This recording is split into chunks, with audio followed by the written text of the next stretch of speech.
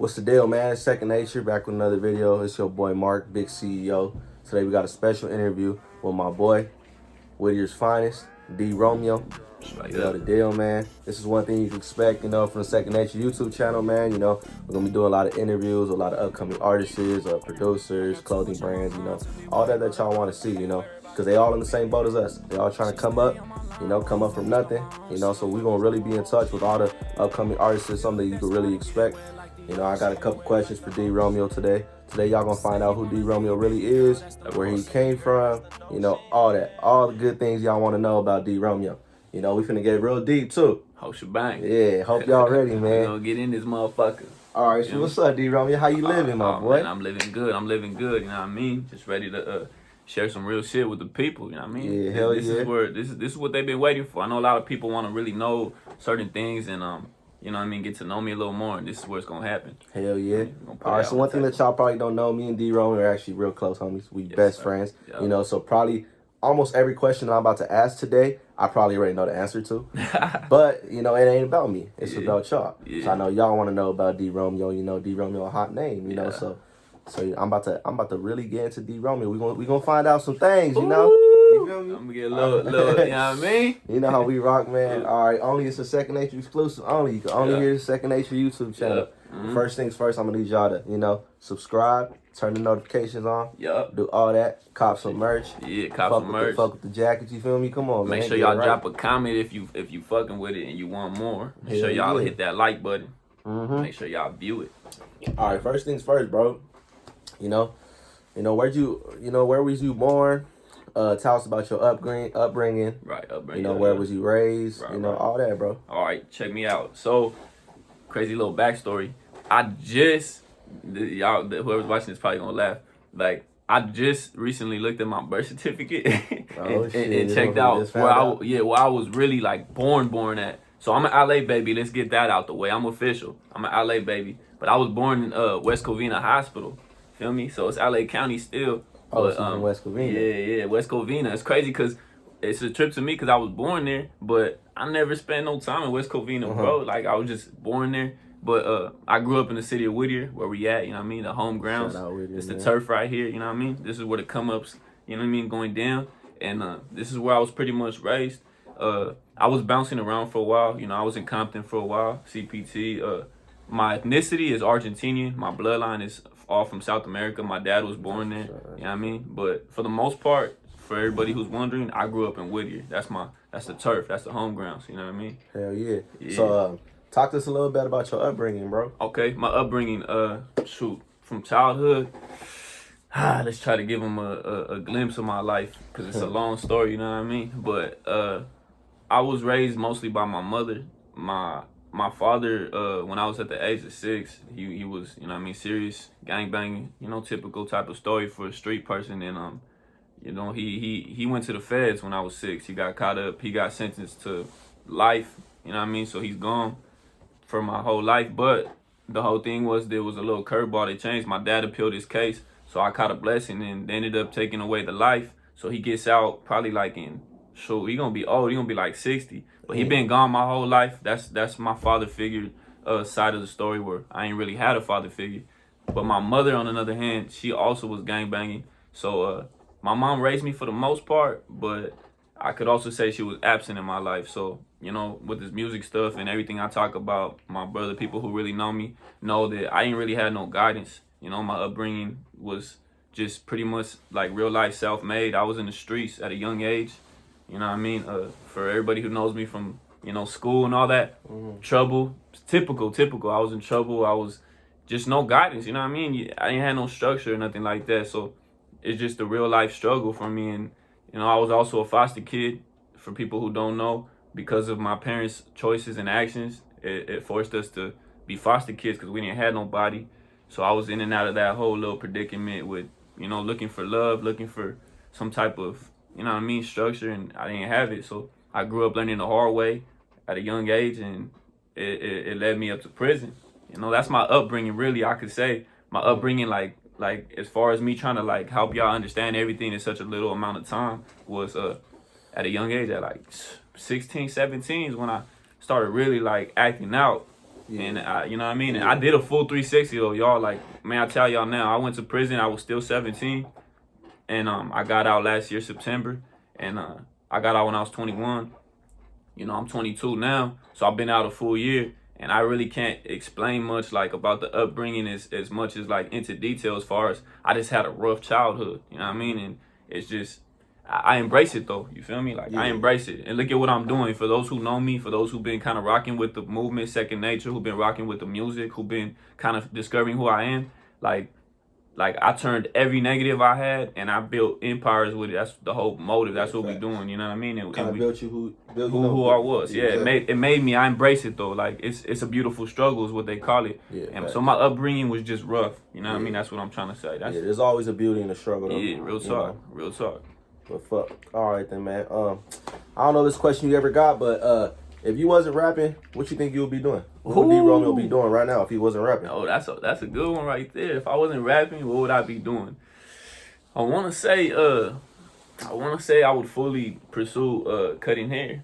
Oh yeah. You know what I mean? Yeah, like I'm a self barber on the side. I've been getting lazy lately. You know what I mean? I just been cutting my own hair, but I think if I wasn't rapping, I would fully push like the whole cutting hair barber type of thing, or tattooing maybe. You know what I mean? I was in and out of tattooing. I kind of gave that up fast. I lost interest because it was so time consuming, but the money's good. It would probably be between cutting hair, like fully pursuing a barber, you feel me? Or I would probably have to be doing the whole tattooing situation. It's between those two. You know, I enjoy doing both of those. Yeah, those cool jobs. Yeah, Really, bro. I wouldn't mind being a barber.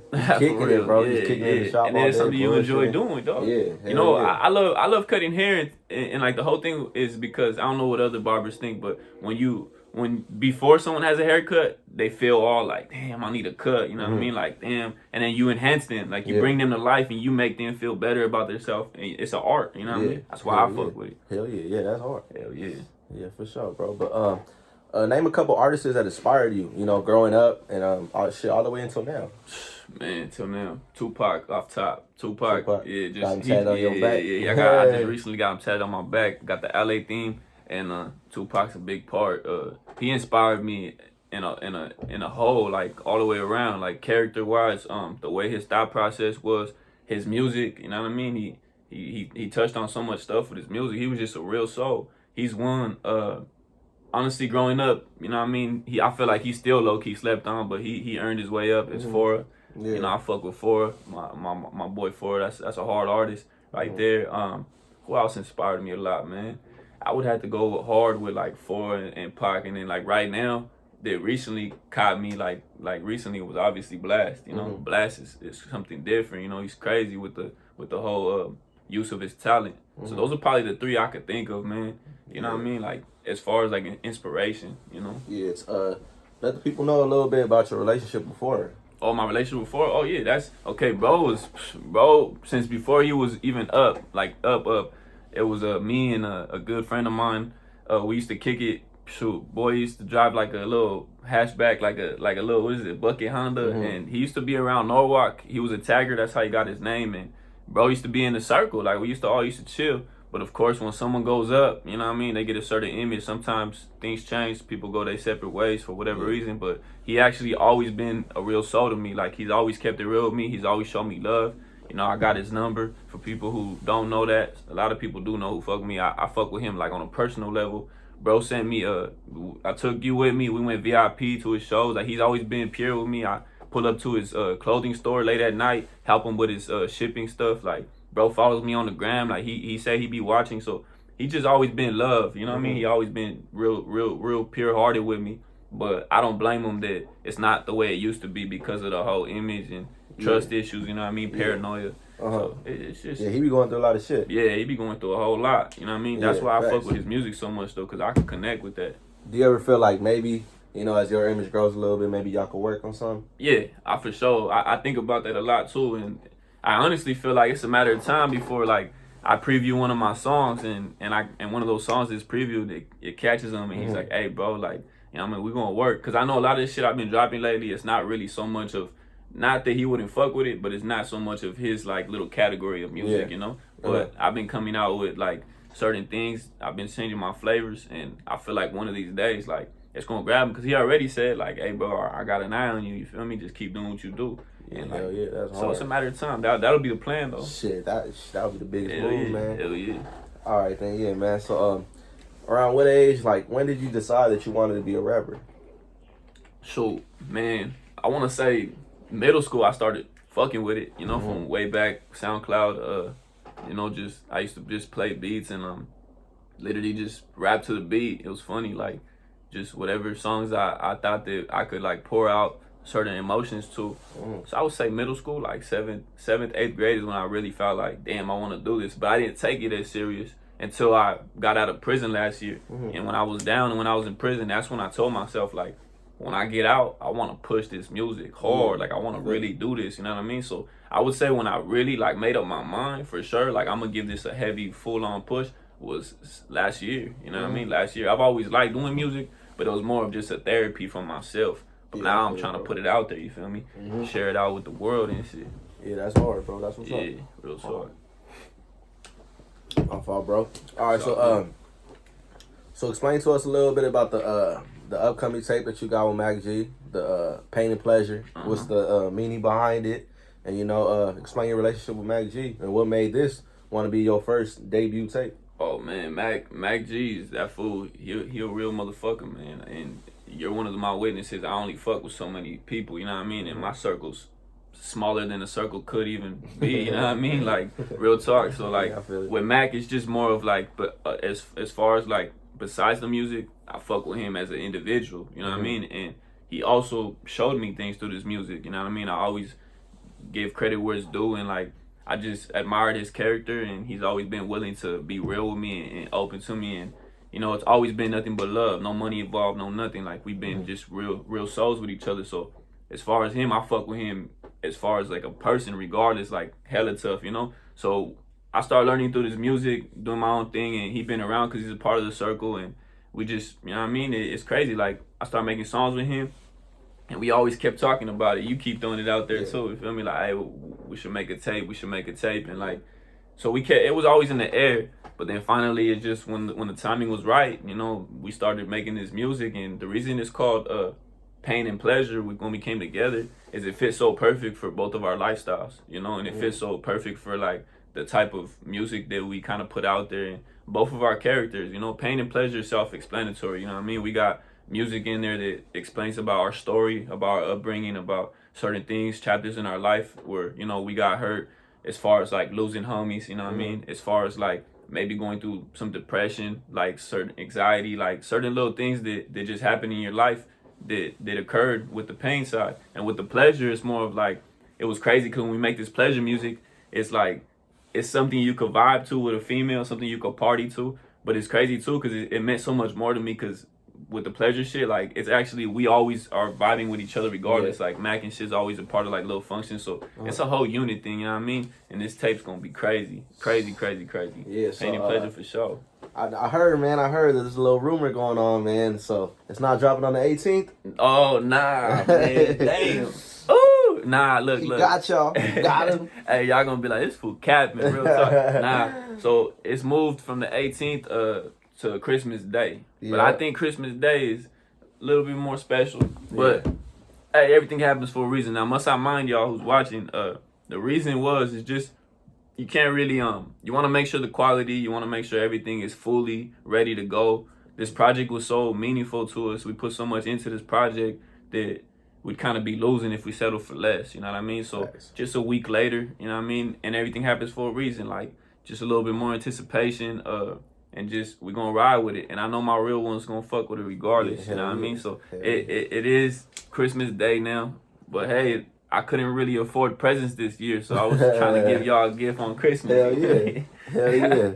All right, but one thing I will say, bro, I'm behind the scenes with all that shit, all the studio sessions. The tape hard, man. It's hard. I feel like both of them had touched some different sounds that they never heard before. And Mac's been doing this shit for probably about 2-3 years.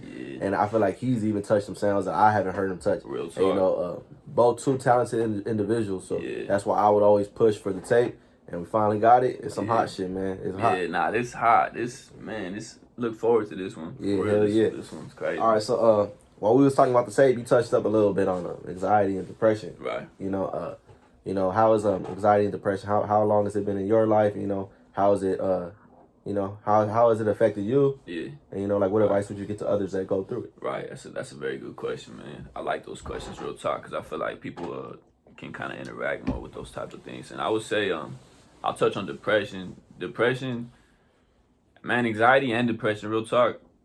Well, actually, not depression. I feel like I've been going through depression since as old enough as I could realize what depression was. Like, I didn't know what it was at first. I used to think that I was just, like, I guess it is sad all the time and stuff, but depression's a real type of disability. They say it's a disorder, pretty much. And I've been dealing with that since I was a kid. Again, it goes back to my childhood, my upbringing.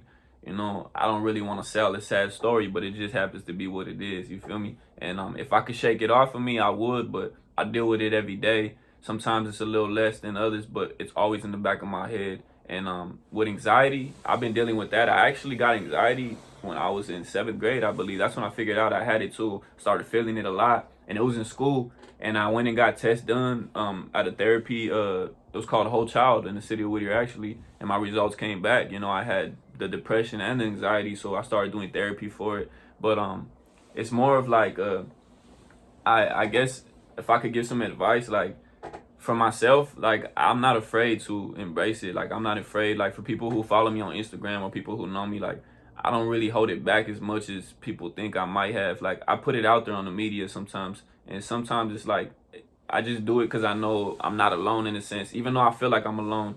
And, it's just, it feels like in this time of age, it feels like a lot of people go through it more than usual, like. I feel like it's not really necessarily that people go through it more. I feel like lately, people have been more open about it. Right. You talk about like, I mean, I can't speak for it too much because I was a baby or probably wasn't even born, but I feel like back then it was kind of, it wasn't manly to show, to show you got a sad side, a vulnerable side, you feel me? And, you see it everywhere, you see it like, you see it in the NBA now. Yeah. Like they got fucking, what's that? It's called like the Players Tribune. Yeah. Where people writing messages of anxiety, anxiety attacks that they had, depression, all that, I mean, I go like straight up, I go through anxiety. I go through anxiety. And one thing I will say, anxiety is a bitch. Yeah. It is. Nah, it's real. It is a bitch. It's real. So I know that shit ain't no joke at all. But I feel like now we kind of at a time where it's okay to kind of speak on those things. You feel me? And you don't got to feel like you less of a man because you're feeling sad. You feel me? That part. And that's why like I embrace it, and it's like it's good to have people too, as far as like my circle and my people who are close to me. I would say for y'all, it's good to have somebody to go to. Don't bottle it all up inside, because I know when like I felt like I had nobody and I bottled it up, it's more like the demons get control of you, and it makes you act out of character, and it might make you do certain things. And it really went so far with me that I'm not afraid to say I've had multiple times I have suicidal thoughts. I've ended up in the hospital before because I took a little too many pills and shit. Like, I've done it. I'm not afraid to say it. It's because it's real. And I know there's people out there who, lost people to suicide and or think about it themselves. And like, it's real, y'all. Like, it's not a putting on a show for anything. It's not fake. I feel like you gotta be sick in your head to like put on shit like that. You know what I mean? Like, think that shit. Yeah. Like, trust me, if I could shake my demons, if I could not be depressed, if I could be happy all the time, or at least for the most part, if I could feel like I'm normal, like, I would do that. There's no reason why in my mind I'm just like, hey, I just feel like acting sad for ain't people. Nobody like, faking that shit, bro. Real talk. It really be the happiest people. Real talk. It's something I don't really tell too many people. Right. But I actually, he knows, I lost my cousin. I lost my cousin to depression, and that shit ain't no joke, bro. Really check up on your people. It's serious, bro. Nah, it's serious. It be the people that be the happiest. They look like they the happiest people. My cousin looked like he was the happiest. Right. And people really be going through their own things, man. So don't don't take that shit lightly. At all. And he really took his life, to depression. And that shit ain't. That's why I'm saying it's no joke. After that shit, bro, like, I seen that shit cause to be honest, bro, that's why I'm saying like I was that type of kid, bro. Growing up, like it was like a front. Like if somebody told me like, oh, I'm depressed, if somebody told me like, oh, I have suicidal thoughts, I'd be like, fuck, like, why? Like, you don't, cause you don't know, bro. You don't know. You kind of like, what's the word? Kind of like ignorant. It's kind of like being ignorant. You feel me? Yeah, and I don't blame it though, bro, because to believe it or not, it's hard to like nip it, but there might be or there is some people who try to sell sad stories. Yeah. But you could tell because it's more of like you could tell when someone talks their energy. You know what I mean? As far as like, come on, bro, like you bullshitting. Like it goes with anything in life though. Some people want to act like they hard, and you can see it in them. Like, bro, you see through. Like you not hard, bro. You know, like, it's just what. But one thing I do not like, I cannot stand, is if people throw out, "Oh, I'm gonna kill myself or harm myself," and they don't really mean it. Because there's people that really fucking battle with that shit every day, and just the fact that you want to just throw that shit out, like. Nah, bro, that's a red flag that it's not gonna happen. You know what I mean? Because the people who really feel that way, they keep it a secret because when they go to make that step, they don't want nobody to know they're gonna do it because they don't want nobody to stop them. You know what I mean? That's what's serious about it. Like it's a real thing. Yeah, man. People be doing that shit over breakups and shit. They say, nah, I can't fuck with that shit. Nah, man. All right, nah, you know. Okay. All right, let's get back to this music shit. You feel me? But all right. So we was talking about the Pain and Pleasure tape with you and Mac G. But you know, I feel like the people want to know when can we expect your first solo tape? My first solo tape, shoot. Well, next year. That's off top. That's Mando. And then I want to say my first solo tape. Shoot, I'm gonna go ahead and say the beginning of next year already. I want to say that. You know? So like you talking about January, February, March? Yeah, around there? Yeah. I want to go ahead and say if that. You could pinpoint a month. If I could pinpoint a month for my first solo tape, just so I got a little time to be lazy, I'm gonna say like March. For sure. You know what I mean? Just cause you never know, but for sure I need a solo tape out there. I need to go ahead and tell my story. Might turn it into an album. You know what I mean? You know. More tracks than the usual, but I need some time to tell my story, y'all, for real. Like, I haven't even, for everybody who messes with me, like, with this music or, like, knows my character or my image, I haven't even truly had the time or haven't even really told my story yet through this music, you know? So that's what I want to do still. Like, I've been kind of making, like, party bangers, you know, little vibe music, about the streets, about little nicks of my pain or jail, what I've been through, but I haven't really told my story yet. And that's what the project, you know, I need to tell my story through this project. If you could, like when we talk about your tape, how do you see your tape? Do you see it as all singles? You can you have a couple features in there? What can we expect? I want to say I would do all singles, all pure me, but I would when I hear it, I can hear a girl in the futures, you know, because part of my big like. When I went through pain and when I went through things in my past life, I call it, it was, some of it was heartbreak, you know, some of it was heartbreak. And so I hear a girl in the future.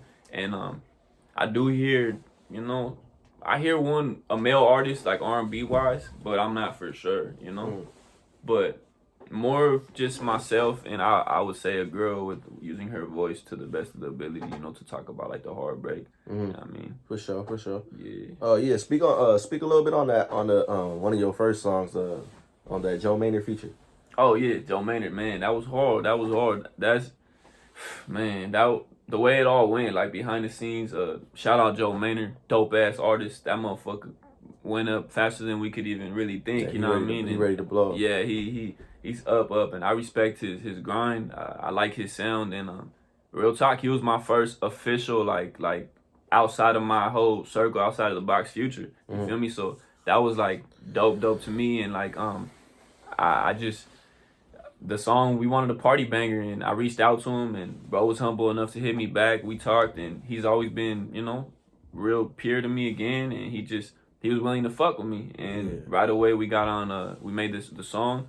He got on it quick. He wasted no time, and it's just back it up. I wanted like a little party banger, and I fuck with Joe. I fuck with Joe's like whole little, you know, party anthem shit. And then we got to the video. We dropped the video, and it's funny because every time we drop a song, it's always like, this the one. But hey, you just know you topping yourself every time because we speak about it. But I mean, I'm gonna put a lot of pressure on Joe Maynard's name because shout out to that bro right there, man. He hard. Would you consider that your biggest hit? My biggest hit? Ooh, damn, it's hard. I always when I think of hits, like I think what song do I fuck with the most, but I can't think of it like that. Yeah, you know? Because at the end of the day, that's what I'll be trying to get through. At the end of the day, it ain't really too much about the artist. What the artist thinks is kind of like what the people's opinion, the listeners. Yeah. So, man, I feel like it's either that one or On My Mind. Yeah, it's okay. Like I'm not gonna think about myself, what I feel, and let me look from the outside looking in, numbers wise and like more interaction wise. On my mind is definitely like the hit that I have, featuring Mac G too, and that one for sure. Like a lot of people fuck with it the most, and back it up. Maybe it would have been different because when I did back it up too, my image wasn't as far up. You feel me? Like it's all timing. I think it's all timing as well. Facts. All right, well, yeah, moving on now. Yeah. Rappers you fuck with in the game right now? Right now, Blast. Blast hard. Yeah, Fora. Man, Drake. Yeah. Drake's off top. Drake's mandatory. I feel like he's just embedded in everybody's fucking list. You know. I fuck with Joe Maynard, J.I. Let me see.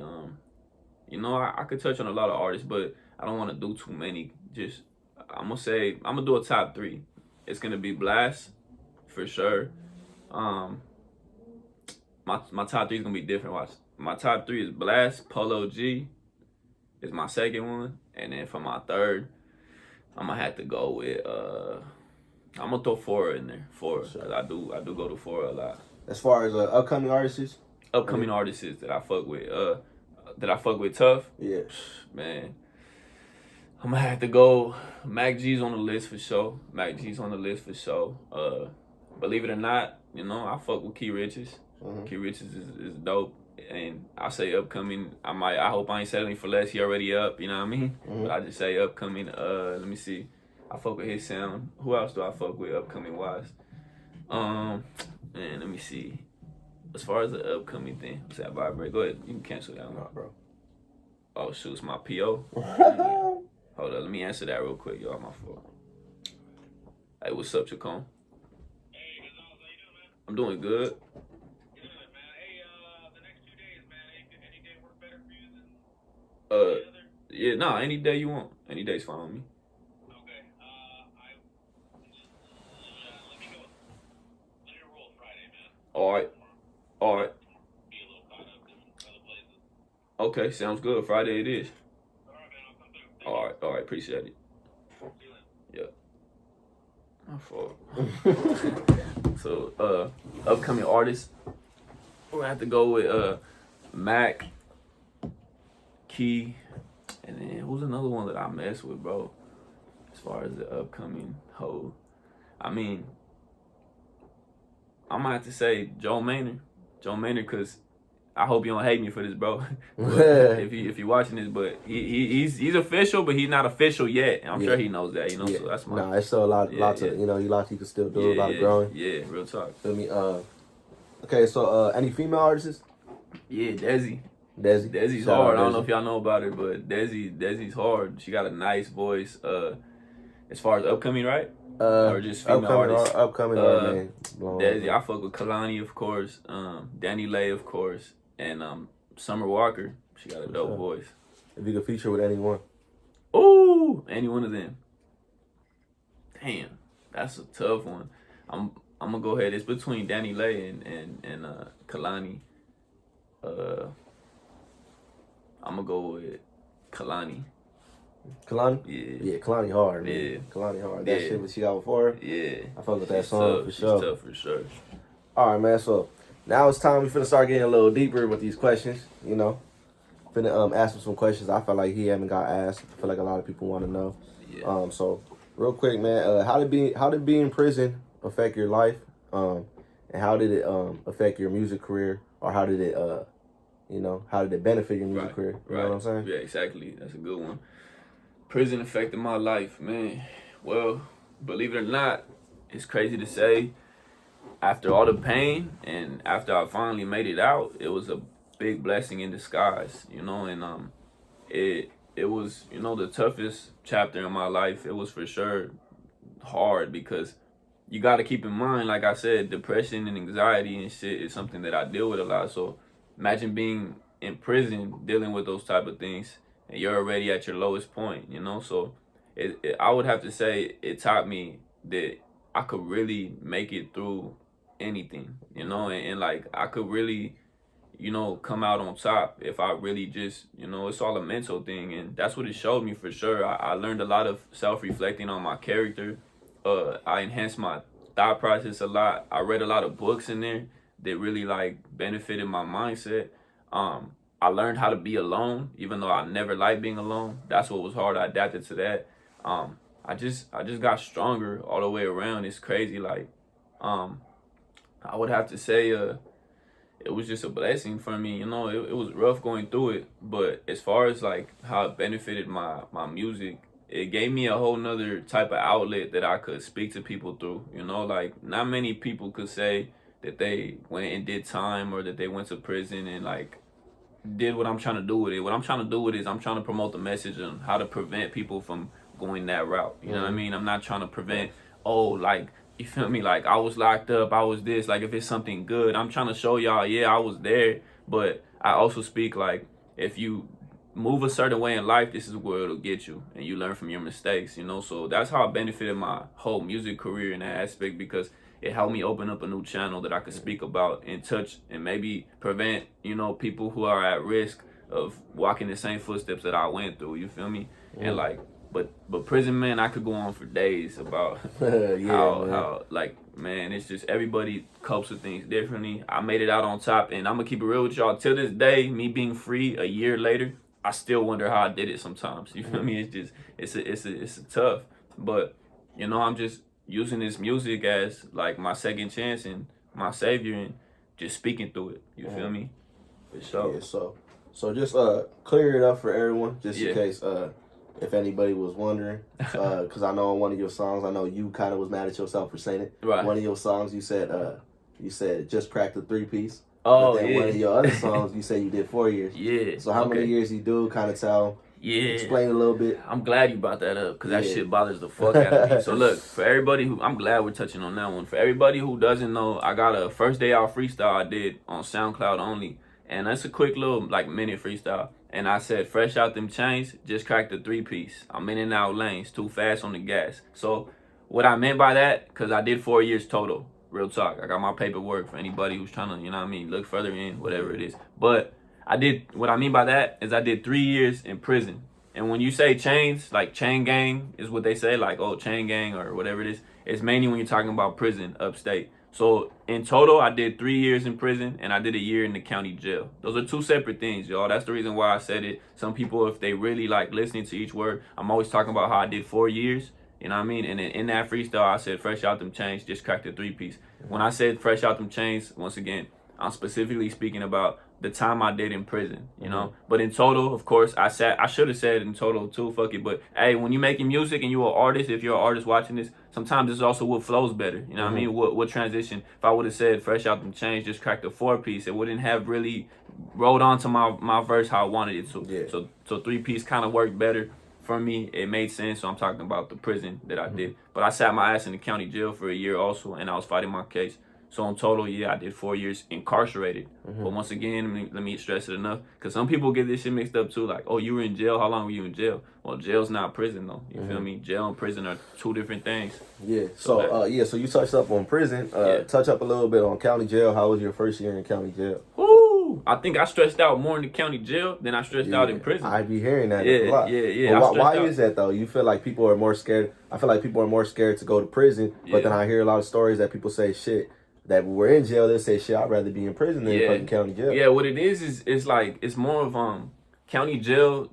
There's everybody's fighting their case for the most part. You know, nobody's like, oh, I took my time. Really, there's some people, but you're gonna run into more people who are fighting a lot of time or a little bit of time, and they're not secure. They're like up in the air, like, oh, I got court this certain time. Like, they're stressing more than usual. Like, county jail, you're running more fades, you know what I mean? You're seeing new bodies all the time, like coming in and out of fucking jail or getting processed in. Like, the food is disgusting. Like, it's absolutely nasty. The living situation is different. You can't, like, you're so limited to certain things. It's just all the way around. Like, they fuck you on yard a lot. Like, you don't get to get yard. You know what I mean? They fuck you on the program. Like, the whole payphone situation, like, the deputies are way more assholes, you know, because there's a difference. In prison, they're called COs, and in county jail, they're deputies.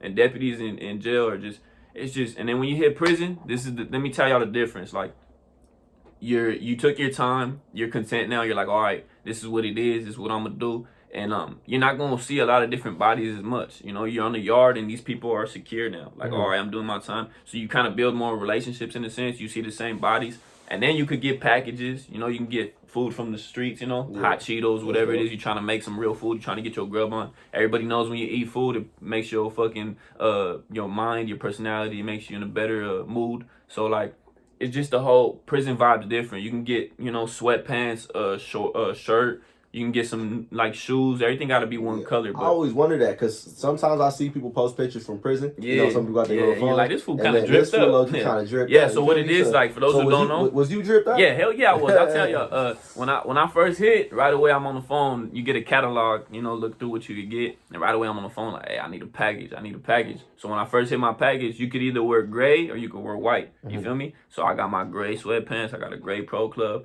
And I got me, the all-white Pumas. And then I had a pair of all-white Reeboks, too. So, yeah, and then you could get a snapback. It's a regular hat, but it's just all white or all gray. You can get some glasses, some loafs, whatever, you know what I mean? So I felt like, I had a little pullover. And then your little CD player, and you just mob the yard, and you're like, yeah, I feel like I'm in a jumpsuit and I'm fresh. That's the difference between prison and county jail. You don't get the luxuries of prison. You hit upstate, you go like out of state, you can get a little TV in your cell. You hit Mississippi, like way out there, you can get an Xbox 360. Oh shit! Yeah, come on, man. That's what I'm saying. Like that's the difference between prison and county. Yeah, you know what I mean. It's kind of like once you're in prison, you kind of like it's kind of more like living. Yeah, this is what it is. I'm doing my time, like. I gotta just face it. And then the COs are different. They're more respectful. They're not assholes. The deputies are more like, they treat you more like animals, you know? Because at the end of the day, you gotta live in that motherfucker every day when you're in prison. So that shit makes prison, sense. you're gonna, it's just all the way around, it's better. You know what I mean? The politics are different as well. I feel like it's, I wouldn't want to say more structured because it's actually structured both ways, but the politics are just more different too. I feel that. You know? So, you was talking a little bit about the food, how it was nasty. Like, how was your diet in there, bro? What was you eating up in there? Man, county jail, man. Just when I thought I couldn't get any skinnier, it was hard to gain weight. I was skipping meals and shit. That shit was nasty. But you just get used to soups and shit. But prison, let me tell y'all, hey, boy, was eating good? Man, I was eating good in prison. And it's always the Chinese, Asian, Filipinos, like, that they teach you, bro. Like, because you know what I mean? Like, you don't function with them much. But you could take notes off of what they cooking and shit. And, bro, they cooking these things called rice bowls. But it's white rice and, like, you get mackerel in there and, like, smoked oysters and all that shit. They got the hoisin sauce. And, like, it's at the top. It's like a layer bowl. I was eating all those every day. And that's healthy, too. I was eating big burritos from the bite size. Yeah, that's hard. I was eating good, fool. All right, what's your, okay, so you got to make a spread right now. You got to make a spread right now for me. That's tight. What's the best mixtures of a spread that you will make that you was making in prison? Oh, shit. All right, bet. Fuck. Well, first we got to make it to canteen. We got to make it to store first. And then, let me see. All right, it depends, like, what you want. Like, there's a thing called a manwich. It's with soup, or a real life, like, spread where everything's, you know, you could just eat how you want, or we could do a burrito. Which one we do? Let's do let me see. I like you fuck with burritos. Okay. So the burrito, we're going to get a bag of hot Cheetos, first of all. You're going to get a bag of hot Cheetos, and what you do is we're going to crush the bag all the way down. We're going to make it to a powder form, right? Crush it all up. And then we're going to pour out the powder into another bag, right? Yeah. So now inside of the bag, we got all this red chili powder still. You get the tortilla, a flour one, put 2 inside the bag, like facing like this, so they can kind of be like a cup in the bag. And you get, you crush up your soup, put your hot Cheeto powder with the soup. I'm going to chop up pickles. I'm going to put it in there. I'm going to chop up some summer sausages. I'm going to put it in there. I'm going to chop up some shredded beef in the package. I'm going to put it in there. I'm going to put some squeezed cheese in there. Yeah, I'm going to put a little bit of tuna. It's going to sound crazy, right? And a little bit of mayo. And then you're going to shake all that up in the bag, bro. Now remember that flour tortilla is holding everything inside. So then you got your hot pot and it's boiling water, right? So it's the last step. You get the hot pot with boiling water and you pour it in there with all that shit mixed up. And the trick is you fold the top of the bag, you close it so it seals in that hot water. And now you put it down, bro, and you put something in front of it and you hold it. And now you got the tortilla on the outside, everything in the inside. Leave it for like 10 minutes, bro. It'll cook quick and it blows up. And then you split the bag from the top when you're done. And you got a whole wet burrito right there, bro. Damn. Fire, though. And then you, at the top, you kind of spread out some cheese or whatever you want on top. Cut that bitch in half. And, bro, don't forget your rice, too. You need white rice in there. Facts. And you get refried beans, too. Facts. fire ass burrito. I promise you, I'll cook one out here. We could do a video or something. Shit, and for I sure. promise you, it'll taste like a street shop, bro. For sure. That's funny how you say that you fucking smash the hot Cheetos to the powder. Yeah. But you see like all these little food places They're be doing shit that. like that. Yeah. So That's did they get that from the prison? Shit, or, I'm who wondering. was buying the style? I'm wondering what's going on. Fool. Yeah. Because a lot of times when I see something that doesn't look like normal or usual, automatically I'm like, oh yeah, someone they know been in prison. Yeah. Yeah, I feel that, bro.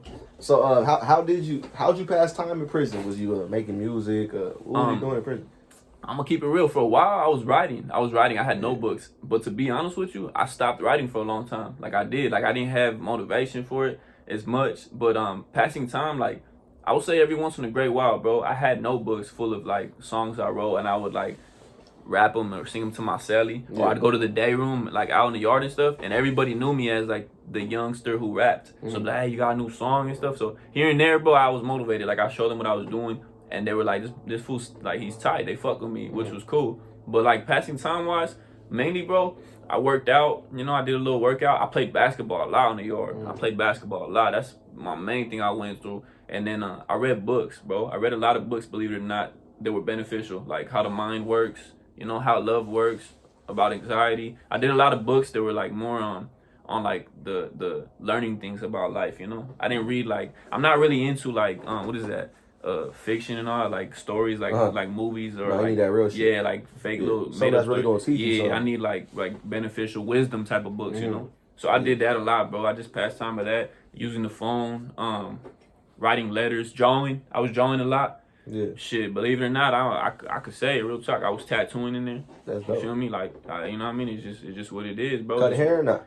Oh yeah, that's real. Yeah. That's one of the main ones, fool. Yeah. Damn, I didn't even think about that. I'm so used to cutting hair now, like it's nothing, that I forgot to tell y'all. I actually learned how to fully cut hair in prison. Like they had certain classes that you could do, and then when you actually perfect it, I became a paid barber. So like every day, Monday through Friday, they gave me a whole kit in there, like the state, like they pay for it. And then you get a little ID badge, and they let you walk around the whole facility and give the inmates haircuts. And like That's every dope. month, you look at your books, and now you got like $20 on your books. It stacks up. It's not much, but it's cool. But that's one thing I did a lot Shit, too. it's Actually, something, bro. yeah, That's yeah. dope though, for Yeah, sure. real talk. Cutting hair was a major thing too. I forgot about that one. Yeah. So what type of advice, bro, would you give yourself, your younger self? Damn, my younger self. That's a good one too. I would for sure say, never invest too much time into somebody when you already feel like you're wasting your time. You Yeah. feel me? That's one thing I would. A big thing that stands out to me too is whatever you're doing in life, always go with your first gut instinct. You know, that's something that I learned. Like your first gut instinct is always going to treat you right. The moment you start fighting with yourself, that's obviously, you know, the devil and the good and bad side battling with each other. But if you go with that first gut instinct, you're gonna be all right in life. I just feel like that. That's one thing my younger self, I would tell. And then let me see, something else too would be careful who you trust.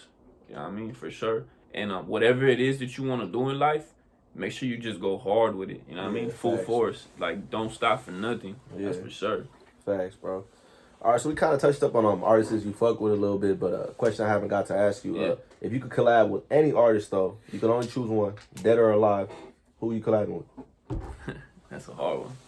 Dead or alive? Fuck, man. Drake. Drake. All right, yeah, that Drake. shit low key be Yeah, hard. yeah. But is it gonna be a little? Is it gonna be Drake's sad shit, or y'all gonna be rapping? You know, cause Drake can rap too. Yeah, Drake can rap, but I'm honestly, I like when he drops like his vibey shit, bro. Where he's like lightweight singing, Yeah. rapping a little bit. Like, fuck, like it would be hard. I know whatever we do would be crazy because it's Drake. So Yeah, really, facts. I would go in there and I would probably be like, hey Drake, do something hot and I'll just add a verse to it. I really like it'd be his future on my shit, but I would give him everything. Like, hey, go crazy, bro, and then I'll just adapt to what he did. Yeah. Because you know he's gonna do something crazy. You know. Yeah. One thing I hate, bro, about the when people talk about Drake, I hate when people say, "Oh, I like Drake, but I only like when he raps." Like, cause then you ain't a real Drake fan, bro. Yeah, real Cause you talk, gotta bro. really, you know, you can't say you Yeah. like Drake and not like his sad Yeah, shit, you know. for real. Them Draking nice when you driving down, Yeah. playing them sad things, bro. Yeah, and then You like can't only like the rap music, for bro. real, you can't. Like the thing that I press up on with like rap and sing is you guys gotta remember, like it's all about a vibe. It's all about what you're feeling. So if you just listening to rap all the time, there's times that you're feeling like that. There's a day where you just feel like, man, like I need some, like if you're playing a vibe like sing type of feel, you're more just like, all right, this is cool right now. This is the way my mind is moving. Everything's just kind of mellow. You know what I mean? Yeah. And if you're mellow and you're just like in like a little chill stage, you ain't trying to listen to like full on rap at the moment. You feel me? Like you gotta be able to have different things, man. Yeah, you gotta switch it up every now and then, man. That's for sure. Yeah. All right, bro. So what does being a rapper in the Hispanic culture mean to you? Man, it's heavy. As days go by, I realize how much more like heavy it is. Like it's crazy. It's special for sure. It's special for sure. You know, because being a Hispanic in the rap game is just it's like it's not many of them. You know what I mean? There's not many of them. That's for sure. And I take a lot of pride in it. You know. And one thing I would say is I push for my culture as much as I could, and I feel like it's more of it's more serious like of a like a bond if you come like it's how do you say it? Like the culture all wraps in together is one a lot. Like it's like the vibe, like the love, the spread, like just the feeling of it, you know what I mean? And just the fact that being like, you know, Hispanic is different. It's always different like with this music shit because it's not many of us, you know. So like when there's not many of you, it's more of like it's not that you feel like you got something to prove. It's more special, you know what I mean? You feel like it's a special breed. You feel me? Like you feel like damn, like you know, like why isn't there many of us? It starts making you question. So then you start looking at things about it, and it's dope. You know, I fuck with, you know, anybody who's staying true to the culture, who's pushing the culture full fledged. You know what I mean, and representing the culture and one. And like I just feel like it's cool. Like we do it for our people. You know what I mean? It's a blessing for sure. You know what I mean? It's a blessing.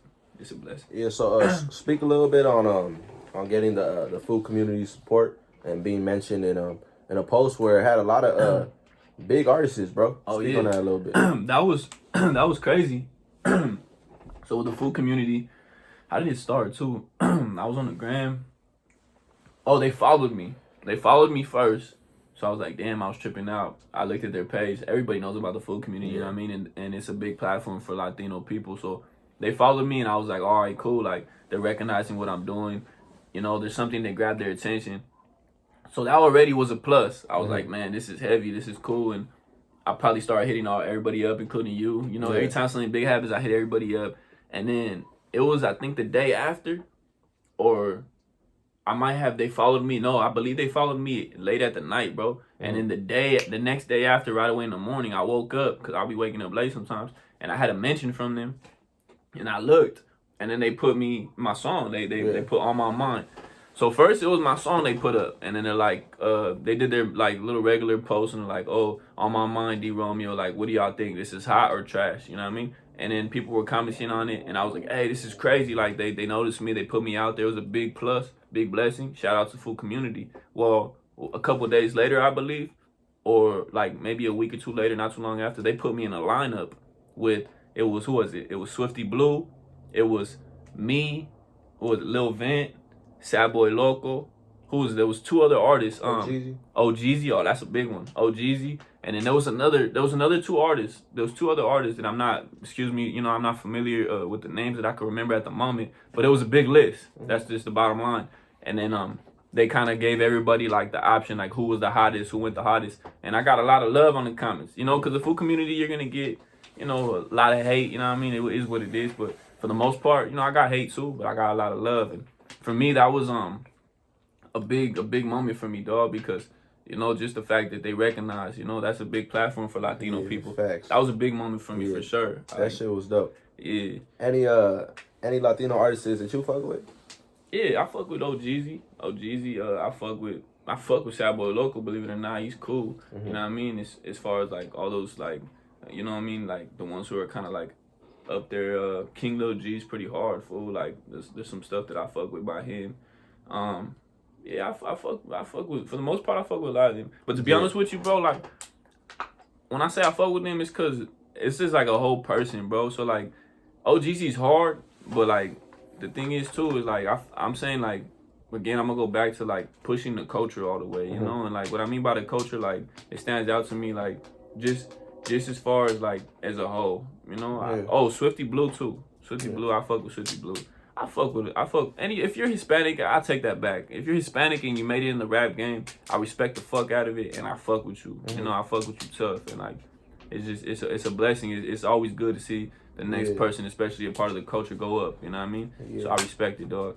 Yeah, there was a couple interviews that went out. I think it was a No Jumper interview with a Sad Boy Local, and I think it was a Vlad one. I think it was with a Swifty Blue. Yeah. And it was kind of crazy to see they were actually talking about that post. Yeah. That was kind of crazy. Yeah, they were talking about like what was going on. Like it was like some controversy, like a conflict. You know, they dissing each other, whatever goes on in the rap game, and it was all over the N word. You know, them saying nigga and stuff. And I guess like it all started over that. You know, Sad Boy Local was saying like that he just doesn't really agree with using that word if you're an essay, they say, or Hispanic. You know. And it was just a trip to see like everybody's outlook on it, you know, like for me to hear how everybody saw things, you know.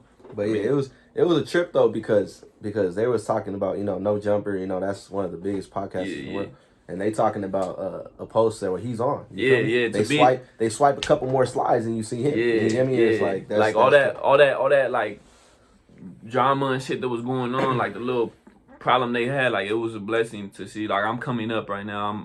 I'm on the process of grinding still, and to be involved in just that post. I might not have been talked about, but I was, you know, I got some type of recognition. They might not have talked about it, you know what I mean? Yeah, but you in the same post. Yeah. Real talk. That's always a blessing. Real talk. Yeah, that's tough. All right, bro. So what's next, bro? What's next for D Romeo, bro? How's 2021 looking like? You know, if this COVID shit kind of fades away a little bit, what's 2021 looking like for D Romeo? If COVID leaves, shit, we need shows. We need to perform. We need a lot of meet and greets. We need a lot more music. We need way more music. Shit, we need, you know, we need a lot of new moves without COVID. If COVID stays, going heavy on the music for y'all. Also, if COVID stays, I will say, start doing more stuff on live Instagram live performances, you know, maybe a little concerts on Instagram live. We're gonna figure something out regardless. Like with or without COVID, we're gonna figure something out to shake up the whole city. We're always doing that, you know what I mean? We can't really sit still. We can't really just settle. We just always figuring something out. So it's just the plan is just a whole lot of hot music and I make music, let me tell y'all, hot music for women and for the guys, you know what I mean? Real talk. Like I need something that everybody could vibe to. So just a whole lot of different music and a whole lot of hard work and dedication, and just finally this will be my first 2021 will be my first from beginning to end full year that I could say like, hey, I had this whole year to do what I had to do, you know? Like when I got out in September and shit, so shit's barely cracking, bro. Like I had a whole year, like I was out a whole year, but I wasn't really pushing that full time, you know what I'm saying? Like full on, like, all right, I'm invested, I'm really like 24/7 trying to really do this music, you know? So this will be my first, 2021 will be my first chance. Like, all right, you get a full year, let's see what you're gonna do with it. Yeah, I feel that, bro. Yeah. So we'll kind of probably wrap it up a little bit after this question, but what's the like the big goal, bro? When it's all said and done, what's the ultimate goal for D Romeo when the career is all said and done? You lace them up. Man. What's the goal, man? I feel like I'm one of those people that like until I'm done breathing, like I'm doing something new, you know? So like I feel like when it's all said and done, I was successful with the music. You know, I hit every type of pinpoint I wanted to hit. I'm well off with money. When it's all said and done, money's not the issue. My biggest thing that I would say is being able to give outlets for people who, it's a living cycle. So like when I'm older and when I'm all said and done, there's gonna be a kid who's 20 again or 19 who's trying to find the same dream, trying to chase the same things that I was chasing when I was that age. So I think when I'm all well off, said and done, I wanna build like an empire and put people on that I feel like got, you know, as many people. And when it's all said and done, I want to be able to say I was a big reason why the culture stood alive as far as music, you know? I want to be able to go down like living legend type of shit. Like if I were to die when it was all said and done, will I be talked about forever? You know, as far as like culture, music, as far as just me as a person for not even, you know, just my name, you know, just just me as a whole, when it's all said and done, I want to be able to leave a big time stamp that could never be erased. I feel That's that. off top, you know what I mean? Is he gonna be one of them OG rappers rapping like at 45, 50 years old, dropping tapes? Shit, I don't know. I feel like I always have like, I don't know. I feel like if I were to stay like pushing the music, it's gonna be more of like I'm gonna transition into being in the production side or like being so experienced with everything, like leading other people now. You know, like this is sound like Dr. Dre type of shit, but I do feel like I might be a certain age, but my voice don't change. So why wouldn't I be able to still push music? You know, it depends on, I think, more of like that point in life. Where am I at? You know, like people still like, man, like we want music to never end. We want you to never stop. Like, you know, as far as like, look at like, I'm sure with Drake, let's use Drake as an example. We don't want him to ever stop making music, dog. Like it sucks to say he's gonna. But eventually that shit, you know, yeah, eventually it will. everything come to an end. Yeah. As far as rapping and making music, I mean, you talk about production a little bit. Like, would you ever dig into producing? Yeah, I would.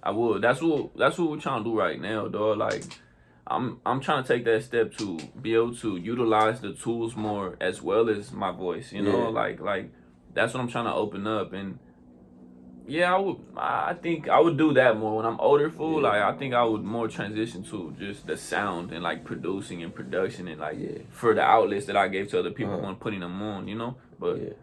I mean, someone you mentioned a lot, you say you fuck with a lot, is Blast. And one thing I'm not sure if you know, I mean, I'm pretty sure you do, but Blast, he produces almost all his shit. Yeah, bro. So his tape that he just dropped, he produced at least 80% of that shit. That's crazy. You know what I mean? That's like, man, that's a jack of all trades. That's dangerous in this. That's like, I don't know, like, that's what I would like to do. That's for sure. And that's crazy because I know I watched the interview too, and he was speaking like he was saying like he does the production, he does the engineering, bro, like as far as like his sound with the whole beat, he builds the beats. I watched a video from where he built a beat from ground up. It was him and One Take J with Slip and Slide. They got a video, bro, where he makes the whole beat from ground up, and they do the song right then and there, and then he's putting in everything like just a mastermind, and then he's directing his own videos. Like he's doing a lot of the own, like they'll do the video, they'll shoot it, and then he's behind the computer editing it, bro. Like that's crazy. That's goals right there for sure. Nah, bro, Blast. I mean, he's a fucking genius. Yeah, that's bro. a genius, real talk. But name a couple producers you fuck with since we on that topic. Any producers you fuck with? Z God off top. Z God he got his studio, the Z Room, Paramount. Shout out Z God. OTM. I know him by Jag. Is it Jag? I know it's one of Mac G's connections. What is it? K Riggs. K Riggs, you know what I mean? Yeah, K Riggs for sure. What is it? I would have to say, man, those are the ones that I could like, that I fuck with like so far a lot. I would even put my boy Sambo in that category because he be producing, bro. Like he knows how to really do all that. Sambo for sure. Is it Ricky? That's his name. He goes by Ricky, right? Yeah, shout out Ricky. Yeah, shout out Mac Ricky. G's cousin. Yeah, Mac G's cousin, Ricky for sure. He got a sound for like the beats and all that. You know, I fuck with him. A lot of them, bro. You know, like there's probably people I forgot. You know, my mind only works so, you know, with so many names and shit. Yeah, I feel that. So I apologize if I forgot anybody that knows that I worked with them before or if I fuck with them. But I would have to say a lot of them, man. Because without your engineer and your producer, man, like they play a big part in your songs. Like I'm sure a lot of y'all know that, but I can't stress it enough. Like you can have a good song, but without them, like they really make that shit. Like they do surgery to it, man. I feel like people try to make it a thing to give the credit where it's due, but I still like it still don't get the credit it's due. You know, because I've been in all these studio sessions, bro. And one thing I will say is, before last year when he started rapping, I never really knew too much of the backgrounds and all that. But these producers, these engineers, man, they lifesavers, bro. Yeah, real talk. They man, they do so much to the music, like sound wise and like drops and like little edits and like man, it's just crazy. Like without them, I would just have a hot song, but it would kind of be more on the basic, you know, just like this hot, but then they add all the little, you know, flavors to it. And it's like, man, it's crazy. I'm thankful for that. Shit, that motherfuckers would probably make me look good. Make me sound good if I go up in there. I feel it. You know, because they really do their shit. Yeah, but you know, Dale, man, we gonna wrap it up, man. This is D Romeo, man. Yeah, I appreciate you coming through, man. I appreciate it for real. We touched up on a lot of things today, y'all, and hopefully I answered some things y'all wanted to know. And like I said, if we missed anything that y'all still eager to know, drop that in the comment. You know what I mean? Yeah. Just don't be afraid to reach out. It ain't nothing to do a part 2. Yeah, real talk. But you know, leave your socials, bro. Yeah, my social Instagram is @_D ROMEO and _. That's my app for every platform. TikTok, Twitter, YouTube, you know what I mean? Whatever it is. Or just go straight to my Instagram. We got a link tree in the bio. You know what I mean? Hit the link and it'll take you to all my platforms. I'll do it one more time for y'all. @_D ROMEO _. Yeah, bro. Solid. We'll put that in the link in the description. Yeah. But, you know, I appreciate y'all for watching this whole video. Watch it all the way through. I really appreciate it, man. I need y'all to like, comment, subscribe. Let us know what y'all want to see, man. You know, but at the end of the day, so another day. One love. One love. Fuck with y'all, man. Yeah. Get it.